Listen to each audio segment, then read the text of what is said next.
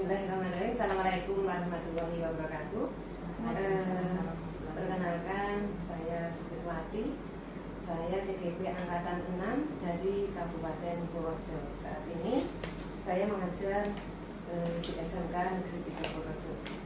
Pada kesempatan siang hari ini saya mendapatkan tugas untuk mewawancarai salah satu kepala sekolah, di mana nanti yang diambil adalah tentang pengambilan keputusan berbasis nilai kebajikan sebagai berikut.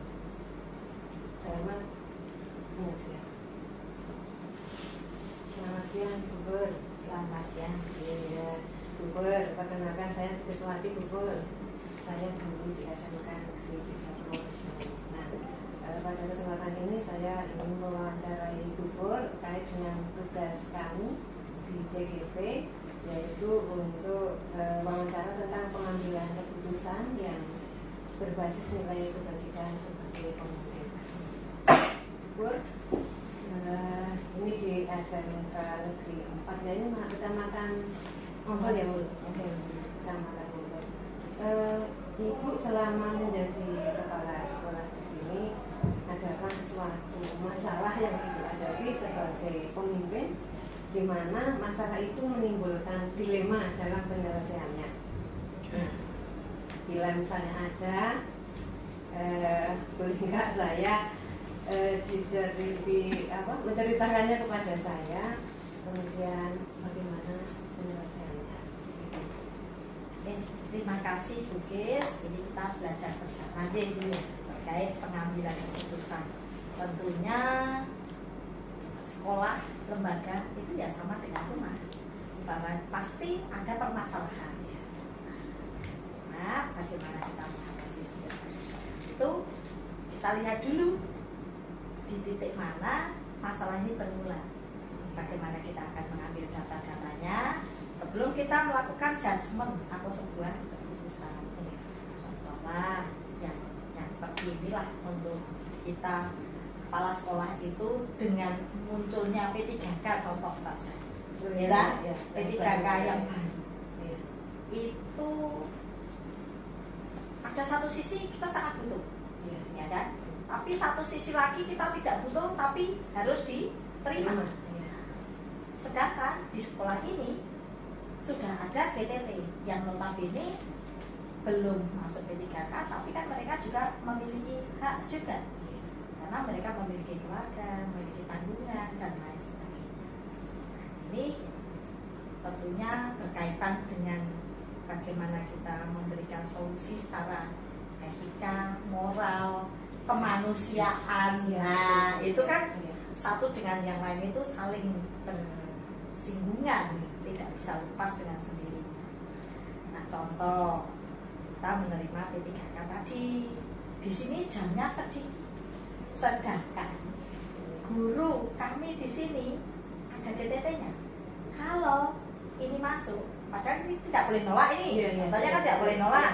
Bagaimana nasib dengan yang GTT tadi? Nah, otomatis sebelum kita mengambil langkah, masa langsung sudah sesuai dengan kontraknya kan, kalau ada yang datang putus, nggak mungkin kan kita seperti itu, Bu.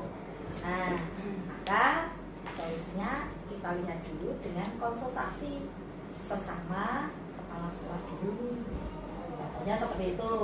Biasanya kan kita punya yang di atas kepala sekolah itu kan koordinator kepala sekolah, KKS-nya. Kita berbicara di forum ini dulu, dan enggak, butuh ini tidak. Itu dalam forum terkecil, Bu, terdekat dengan kita, ya toh? Supaya ini P3K tetap masuk, ya kan? Yang GTT ini tidak hilang jamnya. Jadi keduanya masih di sini. Kalaupun di sini masih ada dan bisa mengajar jam lain, itu solusi tapi dengan menganalisis dulu. Jangan sampai nanti dengan memaksakan anak tidak terlayani juga. Ini kan harus dua belah sisi.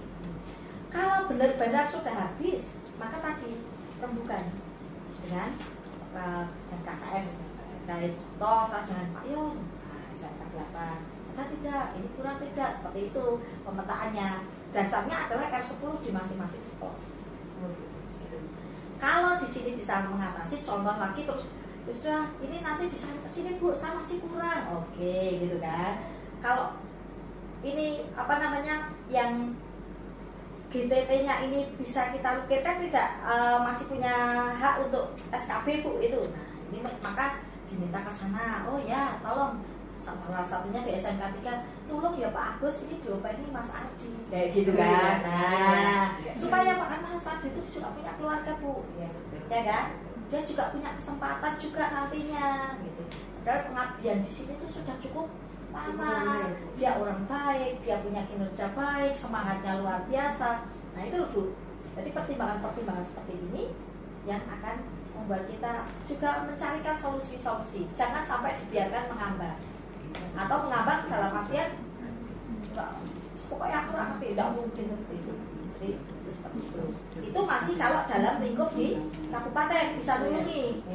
Kalau semuanya deadline apa istilahnya sudah jalan buntu semuanya, nah sudah kita ke yang lebih tinggi lagi secaranya, hierarkinya kita tempuh ke cabang dinas. Nah cabang dinas akan mencarikan tuh, dan ternyata di beberapa kabupaten juga tuh, contoh di Wadas Lintang, Bu ini tolong nih. Oke, itu fungsi komunikasi dengan melihat aspek-aspek yang ada, jangan sampai lembaga menjadi susah, kemudian guru tersebut juga susah. Ya, win-win solution. Luar biasa ya Bu. Ya memang harus seperti itu. Jadi jangan sampai keputusan kita itu merugikan atau bahkan menyengsarakan. Diupayakan seperti itu. Berarti berjenjang ya Bu, dari yang terdekat MKKS, kemudian kalau ada yang masih ada jalan kebutuhan ke hierarki lebih tinggi lagi.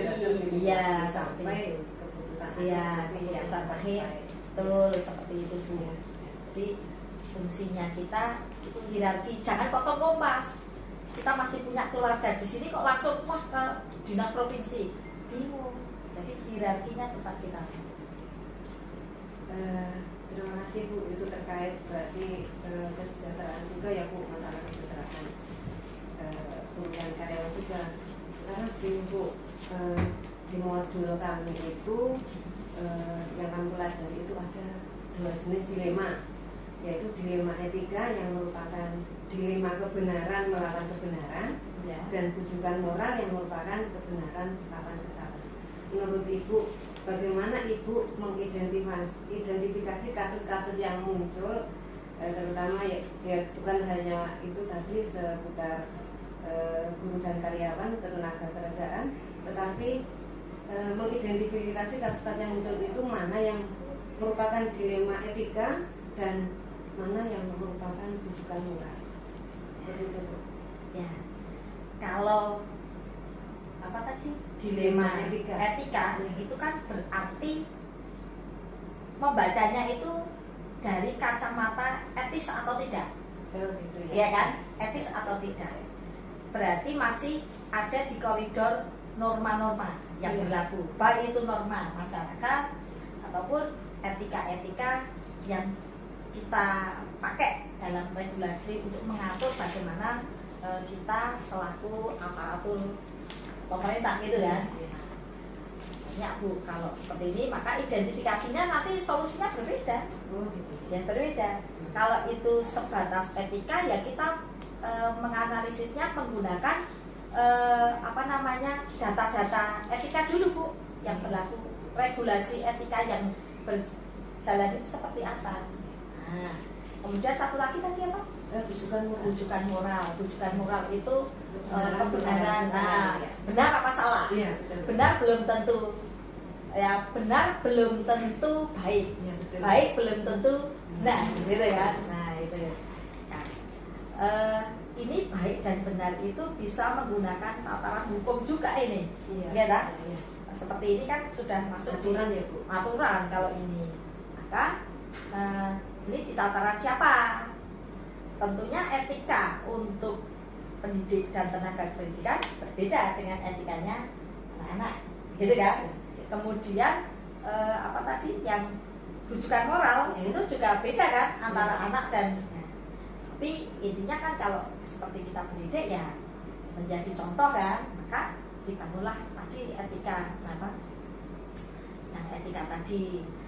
Nah ini yang sering kita Bu ya, yang sering dihadapi nanti kalau bapak ibu-ibu menjadi bapak ibu CGP jadi kepala sekolah itu, karena etika itu pandangannya kadang-kadang juga subjektif, main rasa, intuisi. Nah, intuisinya bermain kadang-kadang. Rasane. Nah, tapi kan kita tidak boleh rasa dan rasa. Ya, kembali lagi pegang seperti apa sih kode etik ASN itu, misalnya seperti itu. Jadi dianalisis, jangan langsung oh si salah. Oh, salah benar. Nah, gitu. Tapi kembalikan dulu. Pelanggarannya di mana? Etika-etika ini dilanggarnya seperti apa? Nah, penyelesaiannya juga berbeda. Apakah ini absurd? Ya. Apakah itu kelompok? Ya. Apakah itu juga masif? Kan berbeda. Tapi terpenting dari semua kasus berbeda ini penanganan kerja, tetapi semuanya berbasis data. Gitu ya. Berbasis data. Lihat dulu datanya dari mana referensinya. Bisa dari yang terdekat, orang terdekat, bisa dari keluarganya, bisa dari masyarakatnya, dari manapun. Ya, Bu. Kemudian Bu, selama ini bagaimana Ibu menjalankan pengambilan keputusan, terutama kasus-kasus dilema kepentingan yang sama-sama benar atau sama-sama mengandung nilai kebajikan. Jadi ada dilema sama-sama baik itu ya. Ya, untuk pengambilan keputusan ini kalau kepala sekolah itu Bu, kita itu ibaratkan kepala sekolah itu duduk di satu kursi 4 ini adalah wadah kita, ya kan? Supaya kita bisa duduk gerak ataupun dalam mengambil keputusan ini libatkanlah, karena dalam memimpin sebuah lembaga ini tidak lepas dari siapa peran yang ada di sekeliling kita. Ya. Jadi fungsikan. Kalau masalah ini berpusat pada kesiswaan, otomatis terbanyak nanti penggalian data dari kesiswaan, ya kan? Walaupun tidak lepas nanti dari yang lain itu juga ikut. Jadi tidak bisa kepala sekolah mengambil keputusan oh versi saya, udah. Tapi dari 4 PTK ini, atau kalau kita di kejuruan yang lebih paham lagi adalah kaprodinya. Nah seperti itu nanti kembangkan. Jadi dari sini, dari sisi ini, pada sama-sama benar, ya kan, sama-sama benar. Tetapi kan kita bisa mempertimbangkan. Oh ya benar semuanya, benar ini semuanya. Tapi, nah yang lebih tepat, jadi benar dan tepat ya, gitu. Dari jejaring yang ada di bawahnya ya. Kemudian Bu, apakah ada strategi atau langkah khusus yang biasanya Ibu lakukan dalam penyelesaian masalah dilema ini? Ada strategi khusus atau tahapan langkah-langkah khusus? Ya, strategi khusus Bu, kalau dikatakan strategi khusus saya juga nggak tahu apakah ini khusus apa tidak. Tapi bagi saya pribadi preventif kok. Kalau saya lebih suka preventif. Sebelum masalah itu membesar, sudah cegah dulu. Contohnya kalau kami di sini apa ya? Kalau itu kesiswaan, kita setiap pagi itu apel. Jadi ada masalah sedikit itu kan sudah tersampaikan di apel pagi itu dong. Wah ini sudah di-tag. Bagaimana kalau kita preventif dulu? Nah kayak gitu. Tiap hari kan ada apel. Itu kasus anak. Kalau kasus guru ya kan dalam seminggu kita berapa kali apel, 2 kali apel, itu kan sudah sambil tindakan preventifnya dulu. Jadi lebih baik mencegah daripada mengobati. Kalaupun ada masalah, penyelesaiannya hati-hati. Jadi kalau saya hati-hati, dari hati-hati dulu. Lagi Bu, ada nggak Bu hal-hal yang Ibu anggap efektif paling efektif untuk pengambilan keputusan kasus-kasus yang dilema ITK? Yang dilema ya, Yang dilema ITK ya. Apa maksudnya tadi? Yang Yang menurut saya efektif. Ya. Kalau dikatakan efektif untuk ini belum tentu efektif untuk ini ya Bu. Iya, Itu pasti berbeda, karakternya berbeda. Saya menangani kasus khusus misalnya untuk dengan Bukis. Ya. Beda dengan saya misalnya dengan Bu Ari. Ya. Karena wataknya beda. Ya. Kasusnya juga meskipun sama, penyelesaiannya belum tentu Sama. Nah, keefektifan ini adalah bagaimana kita belajar tentang personality tiap-tiap orang. Kemudian matangkan juga dengan regulasi-regulasi yang ada. Jadi itu tadi kita pakai humanis dulu. Iya. Kemudian Bu, menurut Ibu adakah tantangan dalam pengambilan keputusan khususnya yang terkait dilema-dilema etika tersebut? Tantangannya biasanya? Tantangannya ya luar biasa Bu. Iya. Karena yang kita hadapi kalau anak kan cetol ya.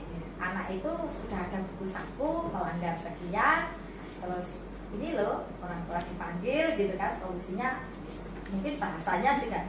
Tapi bagaimana kalau itu dilemanya untuk sesama guru, karyawan, itu beda. Itu tantangan luar biasa Bu.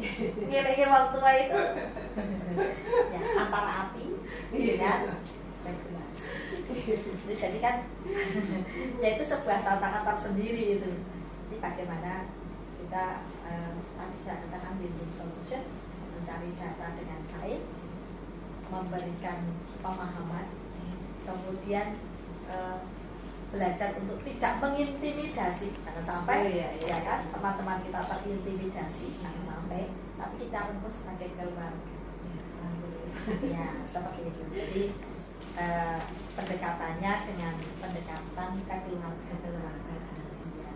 Kalau menurut Ibu, ini biasanya kalau terjadi kasus-kasus untuk dilema etika, Ibu biasanya penyelesaiannya itu secara langsung saat itu juga atau sudah mempunyai jadwal khusus, saya minggu depan atau waktu tertentu akan diselesaikan seperti ini gitu, atau mungkin saat itu juga bagaimana? Penyelesaian setiap masalah itu memang ada yang spontan Bu. Kalau sifatnya itu memang harus spontan. Ya. Tapi ada juga kalau itu kasus-kasus yang dianggap ya sedang sampai itu ya tentunya tidak bisa serta-merta karena kebenarannya belum tentu juga. Nah, diselidiki dulu kemudian bertahap dulu Bu, satu-satu, kemudian kita ambil waktu khusus. Ya, sebelum ambil waktu itu kan kita pribadi pendekatan dulu deh Bu. Kalau ini sudah selesai ya nggak usah di tahap selanjutnya. Kecuali kalau ini kok nggak selesai ya sudah. Kita ambil waktu khusus, coba deh kita bincang-bincang seperti itu, kita catat.